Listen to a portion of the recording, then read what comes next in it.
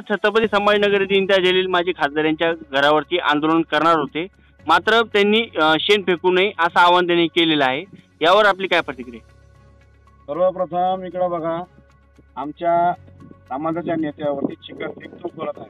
ही चिखलफेक म्हणजे त्याच्यावरती आम्ही ते चिखलफेक शेण फेकणार आहोत. तो एक वैचारिक चिखलफेक आहे. त्याचं जातीचं समीकरण तो लावत आहे इम्तियाज जलील. आणि जर इकडं बघा, आता मी न्यूज बघितली, घाबरलं कोण? पोलीस बंदोबस्त आणि त्याच्या पक्षाचे लोक का बोलवलं त्यांनी. आणि आता मी शेलगाव मध्ये आहे, यायच लागलो, बघू पोलिसांना आठवा, बघू कोणामध्ये किती दम आहे. तो बी म्हणतो ना की येऊ द्या आमने सामने तसं उत्तर दे. अरे आम्ही बी तयार, आम्ही पॅन्सर आहे, बांगड्या भरल्या नाही आम्ही.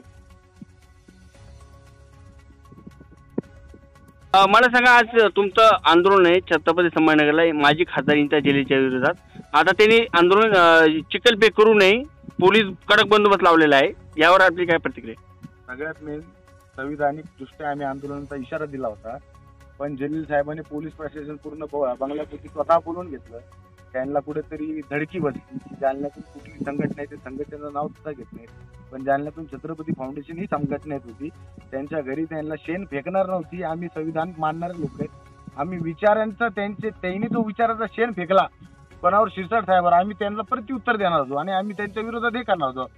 त्याचबरोबर ते म्हणे की वडापाव खाणारे कार्यकर्ते. आम्ही काय वडापाव खाणार, म्हणजे वडापाव खाणारा माणूस का वेडा नसतो. चांगलं पदार्थ आहे, महाराष्ट्राचं चांगलं फूड आहे. तुम्ही बिर्याणी देऊन लोक तुमच्या जवळ उभा केले, आम्ही सुद्धा त्याचा मान सन्मान करतो साहेब.